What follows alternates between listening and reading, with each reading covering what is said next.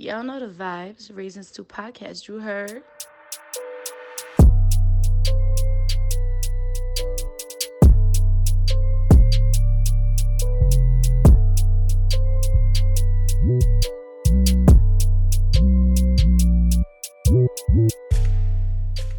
Anyways, welcome back, people. Happy New Year. It's been a long time coming. Yes.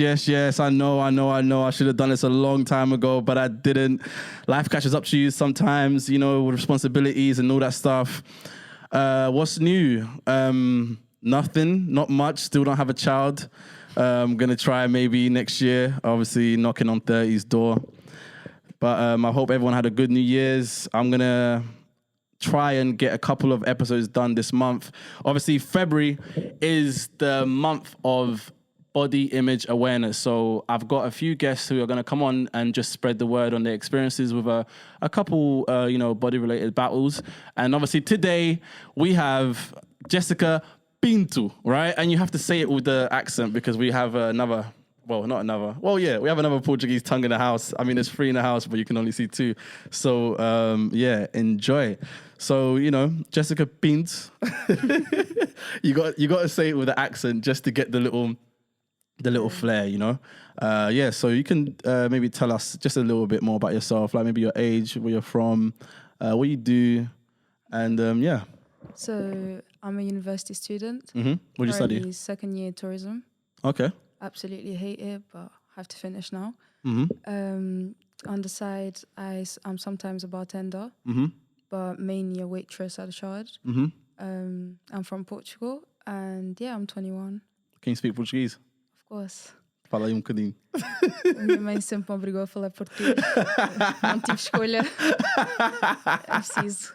We love to hear it. What I was going to say, so yeah, I mean, I like to hear that. I know earlier we were just talking about this, but if you can just have a little rundown again and on how does it currently feel to go into, wearing new clothing and, going into, I'm sure now like you got the option to wear all the things that pop up on Instagram because they shove, all the, slimmer type of women on Instagram. So how does that feel right now for you? It honestly feels amazing. I always had this little expectation of it, but I never really knew how it was going to feel. Especially with I've been at home, going into my mum's wardrobe and looking at something and being like, yeah, I want to wear that. And now I can genuinely wear it. Before it wouldn't even fit. Or going into Brandon, my partner's wardrobe, and all his clothes are now mine. Mm-hmm. So that's amazing, especially when I go like Switzerland and I'm missing something. All my family now has something that I can wear. Meanwhile, before they would look at me and they'll be like, yeah, try this a bit big. But now I don't have that struggle. Or even shopping, my size is always available now. Yeah. Before. What was your previous size, if you don't mind me asking? I actually went up to 24, size 24. 24? Yeah. Wow. And now I'm down on a solid 12, starting to fit into a 10, which is a huge difference. No, most definitely.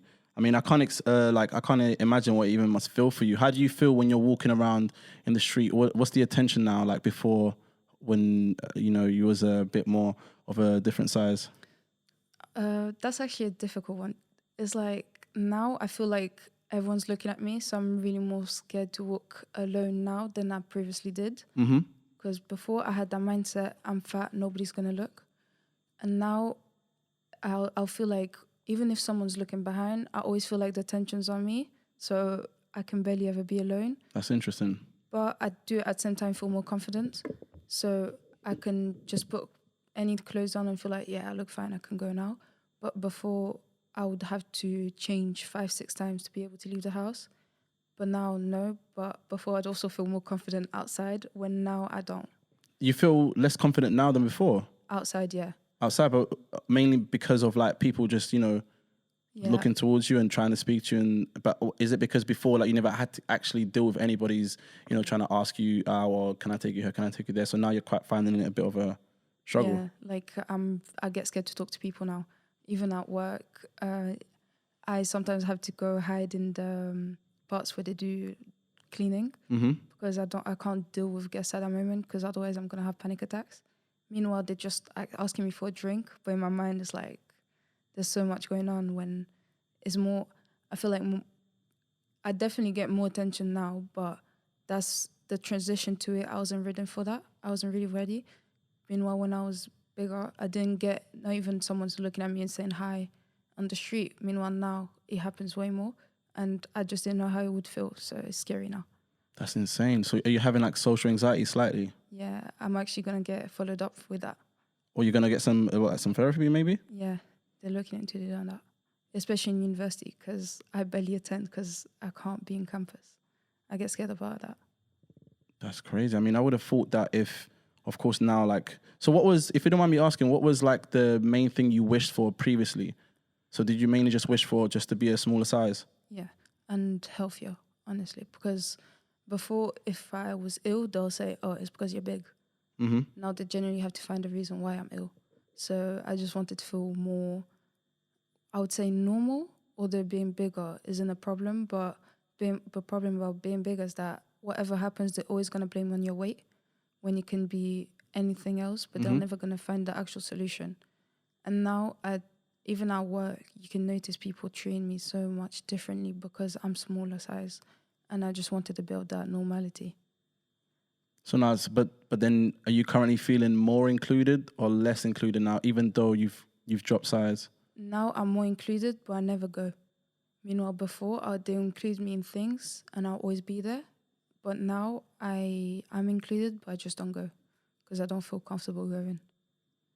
Damn, that's so interesting. So let's go back in time. So for people that don't know, do you want to speak a little bit about just the thyroidism that you was experiencing? Well, the deficit of thyroidism. I know it's called, there's two names. There's underactive thyroid and there is hypothyroidism, which is when, help me as I'm going, which is when the thyroid, which is on the front of your neck, it's like a butterfly-shaped gland, and it's what keeps track of like your metabolic rate. It's what processes as well the food. It's what processes food and turns it into energy. So if you have a deficit, for example, let's say it could be, some of the symptoms could be like you can feel tired, fatigued. Yeah. You can have a large weight gain, depression as well. That also goes into it. So if, let's say, if it's weight gain now and you're someone who is quite, of a bigger size, it's not because you're tucking in food 24/7. It's because you have is it like it's a deficit, right? It's of like course. You generally don't digest the food. So it's like you're just adding food. Mm-hmm.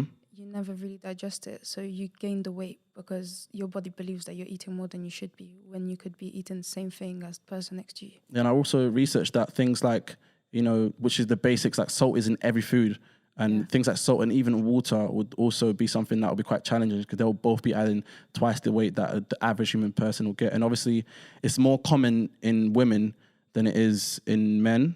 And it doesn't really matter the age, it's just something that you experience. So sometimes people might see someone of a larger size and just think, oh, that person's lazy, that person don't work out, that person don't try this. And really and truly, is that's not the case. The case is that they're currently, they're having, they're experiencing thyroidism, and obviously that's what it is. And obviously, you going forward, how was it like growing up, knowing that? I'm sure probably you only got told when you was a bit older, but how was it growing up, like when you was like in primary schools and etc.? In primary, you don't really view yourself as bigger unless people start telling you. So that was fine. You'd eat normally. You wouldn't really think much of it, but then you start getting picked on. And when you start actually viewing your body different, that's when you start realizing, like, maybe I shouldn't eat this. Maybe I shouldn't eat that. And what I mainly experienced was if I'm in public, I shouldn't eat because people are going to think I'm eating because I'm fat, not because I'm hungry. So that's one of the main things I personally experienced. Secondary is when it started to really hit. Going out with friends, I wouldn't go out to eat. I could go out to do anything else, but not eat. I could be super hungry, sit next to them. I'll always have like a water, unless it would be specific friends that I'd be comfortable with. If it's new friendship groups, I wouldn't eat, but that unfortunately does happen to way more people than you can see, really. Mm-hmm. And in secondary, they started, I actually got followed up by a weight loss program, and they gave me pills to lose weight. Do you know what those pills were? No, You remember? No, Okay, but go on, continue. I just know it's like it's pills that all the fat basically gets digested, but not the food. So that'll make you lose weight. But then they realized that I didn't lose weight. Like nothing went down, nor even the diet changed, but that didn't help. Exercise didn't help. And just to highlight, sorry to cut you in, this is because this is this is a genetic matter. This is not just, you know, coming from one person. It will be a downfall from, you know, trajectory of coming from mother, brother, son, or uncle, cousin, etc. But sorry, continue. Most of my family, actually, on that point, most of my family in Angola is bigger size, and that's generally because of the genetics. My grandma's a bigger size as well. My mum was a bigger size. She did the same surgery I did, and a few other aunties I have. And with this, whatever the doctor would recommend, it wouldn't work. And then even the doctor started to doubt what I'd be doing. They would say, like, it's because I don't follow up the diet properly, or they told me to do 2 exercises, I did 1.5. So they'll always try to find a blame on me. And when it was, I actually had to go private. So I got followed up by a doctor in Tunisia who realized that my levels, so they can calculate with your blood levels, and they can also calculate with like the sugar you intake and stuff like that. And I was actually lucky enough that I didn't have diabetes, because if I had diabetes, this operation would be more challenging to do. Yeah. But then the doctor said all the suggestions that it could be, and they really just confirmed it the day before my operation that I did have it. And doing the surgery doesn't mean I don't have it. It just really means that because of the surgery, I'll still lose weight. And now I still need to watch out, because I could be losing weight today, and if my body decides to stops and I eat something that I shouldn't, then I'll gain it all back. And what was the, if you don't mind going into details, just so people like understand, like what was the, in terms of exercising, like what were all the things you tried to do to lose weight? Cardio, a lot of cardio. The sessions would be, they'll tell me, go 40 minutes on the bike, do this certain level, don't stop. Even if you're tired, keep pushing. And then do ropes. They did a lot of this thing where it's a big box, and you have to jump on it. Yeah. Like circuit training.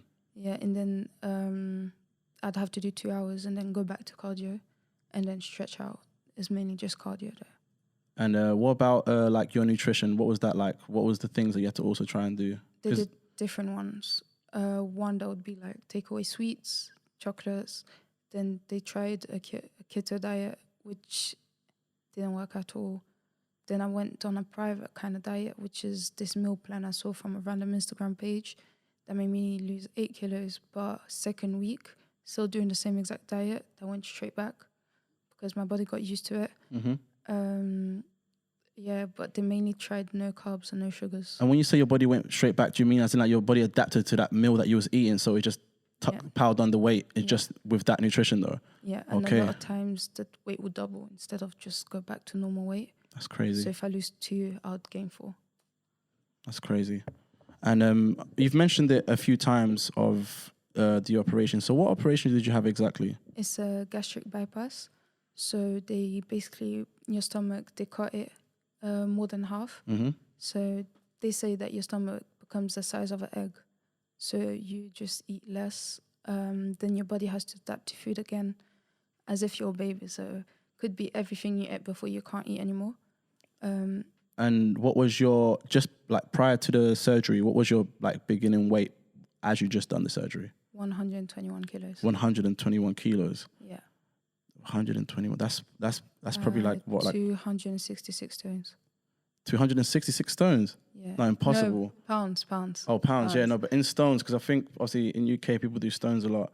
That should maybe be about like 14 stone, I think. So, about 14, 15 stone. How old are you when you went to do the surgery? 20.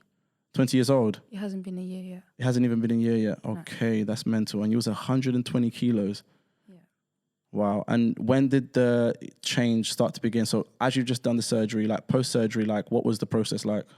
The main thing was, for me, was adapting to medications. Because I couldn't, water would be seen as thick. So I'd throw up all water as well. So literally the first month was horrible. I couldn't have any liquids, nothing. And Yep. first month you're meant to have liquids. So then medication wouldn't work on me because I wasn't hydrating enough. So whether they gave me morphine or paracetamol, it didn't work. So it was adapting mainly to pain. But after a while, forcing myself, I could take little drops that stopped the pain. And as soon as the pain stopped, my body also adapted to food. So straight away, I was able to have soups and stuff like that for the first month. I was actually lucky enough that I adapted to most foods. Mm-hmm. The only thing I can't have is dairy. Okay. In some parts. Could you previously though? Yeah. Okay. I never had allergies before. So now I believe it's just lactose, to be honest, because I can have everything but milk. But I can have oat milk. But I can have cheese, but not anything else to do with milk. So that's my main adaptations really that I had to do. That's insane. And you know, Portuguese people love queijo. Exactly. It's like a common thing whenever any sort of family function you go to. So like, what was like how vast was the weight loss though? Like how did it start and how did it make you feel to begin with? First month, I lost straight away 20 kilos.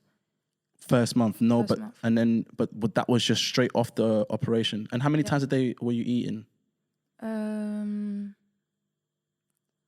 5-6 times a day.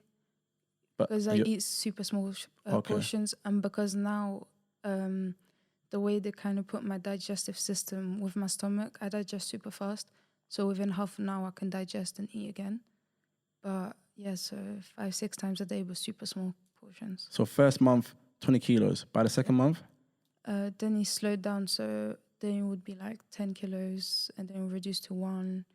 Now I'm on average 2 kilos per month. wow. I'm still losing. And how much do you weigh now, if you don't mind me asking? I know sometimes 76 70. You're at 76 kilos now. from 120. Yeah, That's insane. exactly. That's insane. That was this morning's weight, and I still have 3 months to be a year post operation, and you lose between 18 months. Because I remember like your first 6 months was insane. I think when you just had the operation, I saw you was the previous size that you naturally were. And then it was like 3 months, bow, like your Instagram just changed completely. I was like, whoa, this is insane.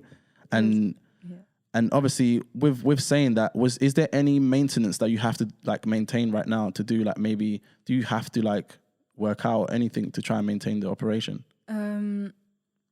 Some people do work out, some people don't. I personally don't, but I would like to start. Yeah. I want to start because obviously loose skins, but I also know someone that did the operation a month before me, and she works out every single day. But I've lost more than she has, which that can also be depending on the person's body.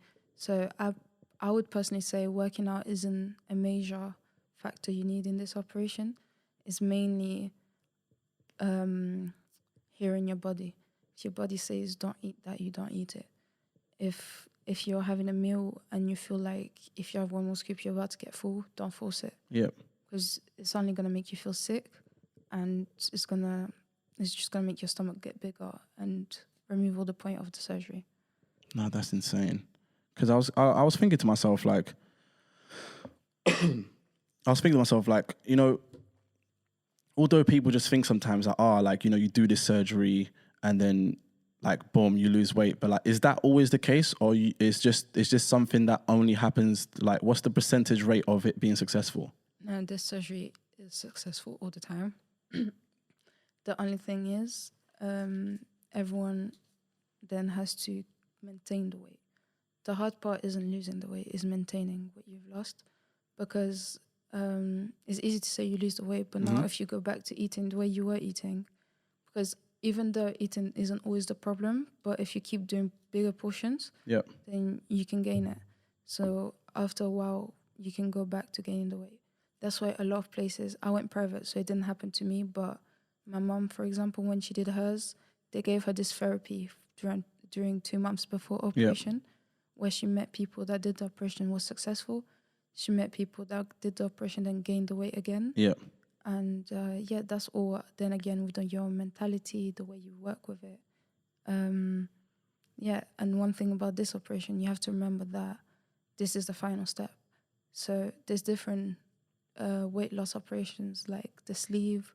The sleeve, you can undo it, and you can then still do a gastric bypass What do you after. mean by the sleeve? There's a gastric sleeve and a gastric band where they just put a band in your stomach that stops you from eating for a while. Yeah. You lose weight, just not as much as you do with a gastric bypass.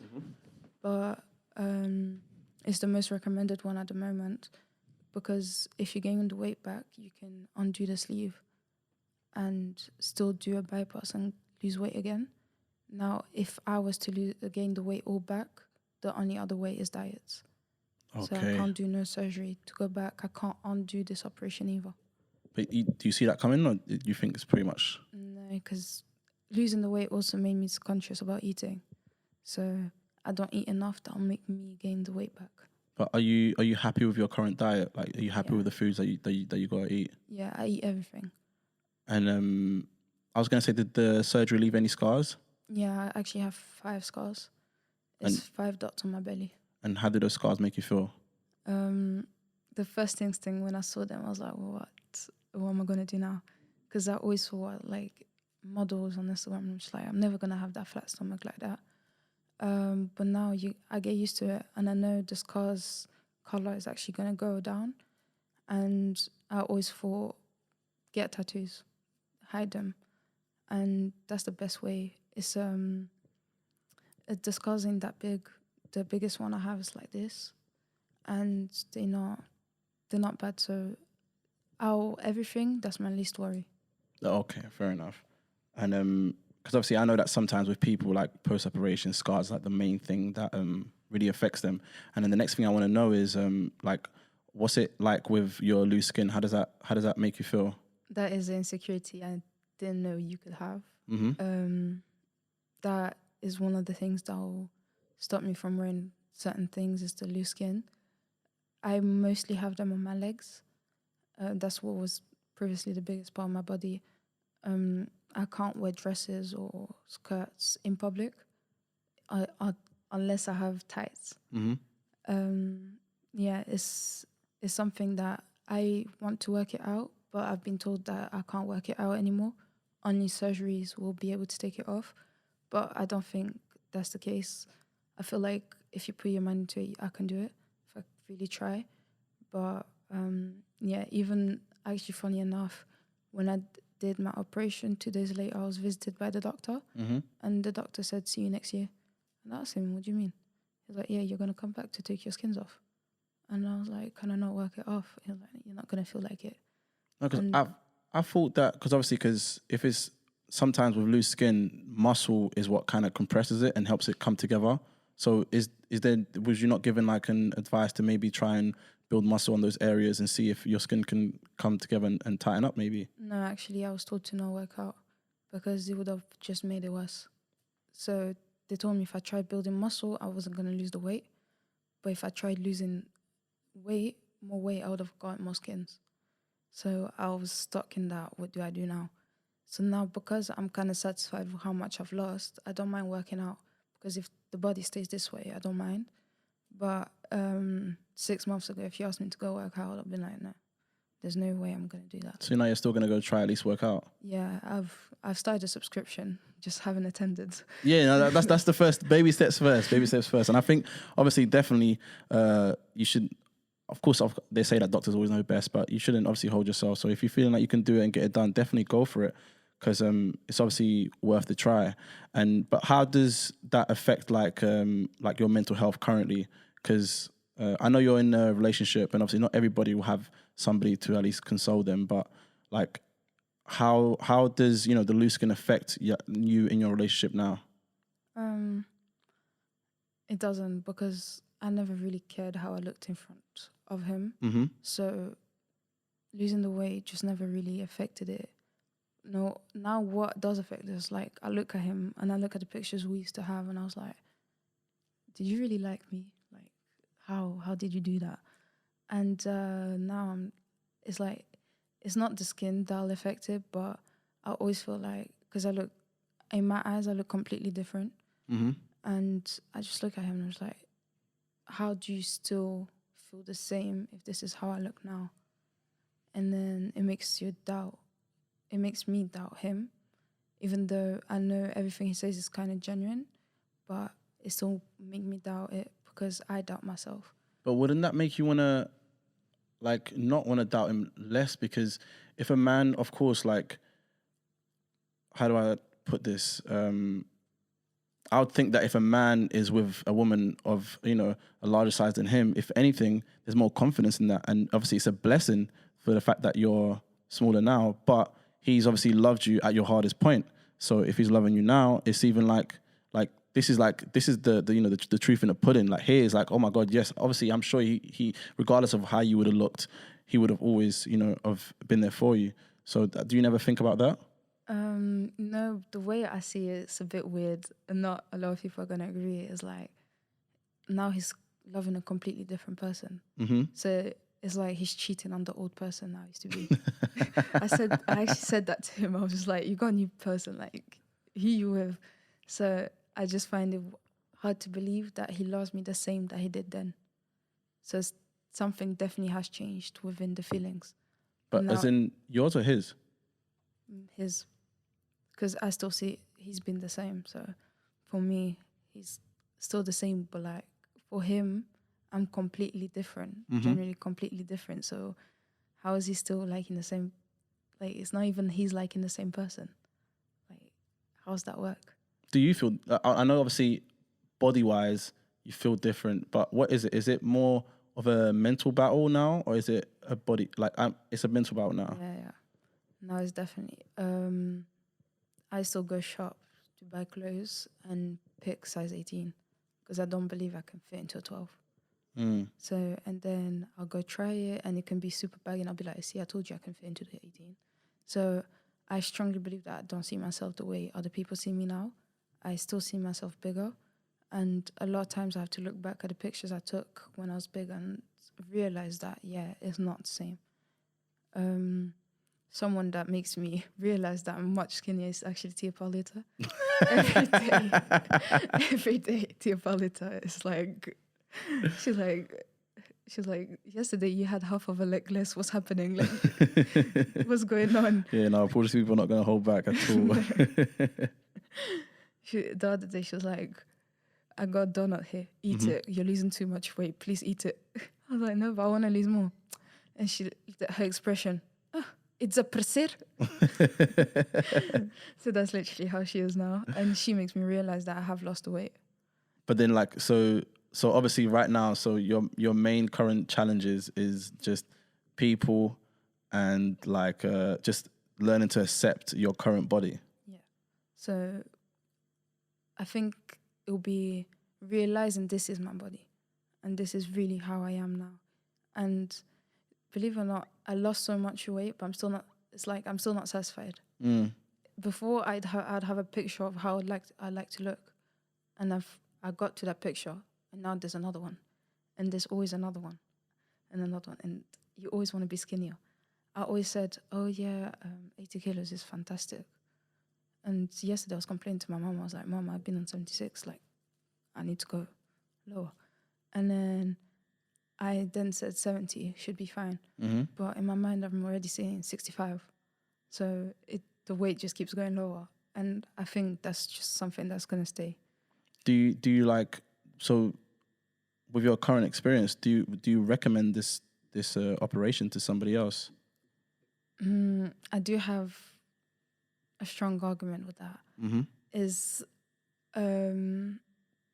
there's other operations you should do instead of this one. Such as what? Like, as I said, the gastric sleeve is much better because this one is, if you gain the weight, especially at such young age, if you gain the weight back, whatever age you're at, you can't do anything now. And it's going to be harder to lose weight, way harder than it ever was. So I would always say choose this one as the last option. But if you feel like this is already your last option, go for it, because I can say there's so many things I'm battling mentally, but it's never as bad as I ever experienced before. So I can genuinely say I'm the happiest I've ever been. Even walking outside, although I'm not confident anymore or okay with walking alone. I still feel much better walking now outside than I did before. Mm-hmm.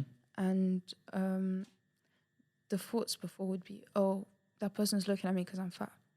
And now my thoughts would be, that person's looking at me because I look good. So it's much better thinking that way than the previous way. So I would say yes, do it. But there's so many things you have to take away from your life. Me, alcohol. Although I wasn't a big drinker, I've got to the age where all my friends drink and I'm just there watching them, just like, yeah, that looks nice. And as I said, sometimes I do bartending shifts. I can try the alcohols and stuff, but I can't drink. It's not that you should depend on drinking, but it's still a good experience to have going out for drinks or anything, or going to a restaurant. I'll order something massive and have a portion of it. Like it was on Saturday, yesterday. I had like a massive kushleita. I had 2 bites and that was it. So like I paid for nothing because you can't eat, so you don't get that satisfaction of going out to eat anymore. But that's just the downside. Then you're so much happier to actually go out to eat because you're at the restaurant and just like, yeah, they're not gonna look at you. You're eating because of this, so you can adapt yourself to things. And yeah, I can give advices as well. For example, if you go to a restaurant, I was always a person that loved starters, mains, and desserts. Pick 2. So don't pick. If you pick starters and mains, don't think about desserts because you're not going to be able to do it. You're going to feel sick. I can take sweet stuff very well. But if I have bread as a starter, I know I'm not going to eat anything from my mains. So What are you practically eating then? I eat. So Like today, what have you had to eat today? So I had literally this much of a tuna sandwich in the morning. Then I had a three little slices of mango. That was my breakfast. Then I went out to eat. I had a steak, which I had about this of the steak, 4 fries, and I got full. But then do you still have energy? Yeah. Do you still wake up early? You're like, your attendance is good for work and everything, and you don't feel tired? How about your tiredness? Do you get fatigued? Not as much as I used to. But weird enough, I used to actually suffer from anemia, and the operation took it all away. Yeah, that's also another symptom. Oh, but the operation took it away. I genuinely don't need to have the tablets anymore. I don't feel any of the symptoms I used to from it. It's fine. Like, it's fine. Wow. The only thing is, this operation takes away, you don't get the nutritions from the food. So you always have to have vitamins. That's something you can't take away from your life.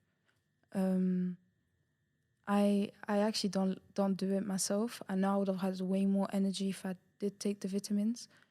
But like protein as well, I have to have protein shakes because I don't really get protein from foods. But why is that? So that your thyroid still has a problem till now?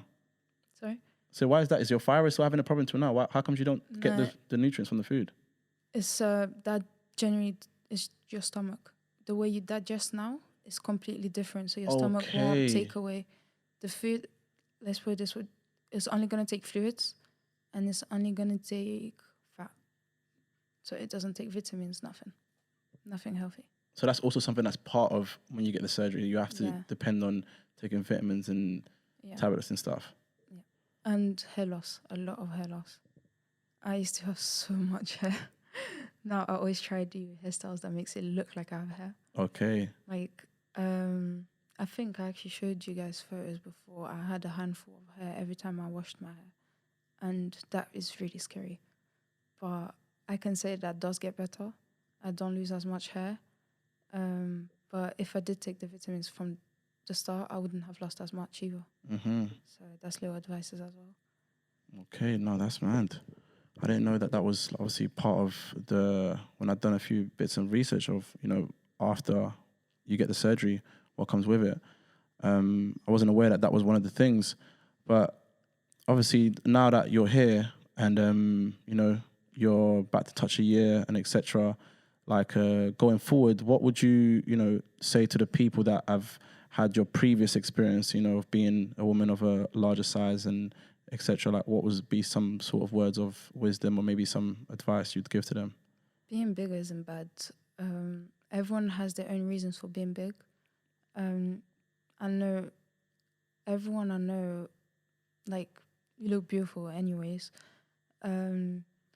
If you want to change for yourself. Don't change because someone else told you to. If you feel comfortable the way you are, stay that way. But if you don't, there's many ways you can change it. It doesn't always have to say lose weight. I would say always start with your mental health. Always start with loving yourself. And then you'll see your life way differently than you do now. And if you want to eat the cake at the restaurant, please do. Because it's there to be sold. It's there to be eaten. And yes, that's things. All right, thank you, man. Well, that was, very interesting to receive. But yeah, all right, cool. Nice to hear your story. Do you have anything that you might want to touch on that I might have missed? No, I don't think so. No, I can't think of anything. All right, man. Well, going forward, thank you for tuning in, people. That's a wrap.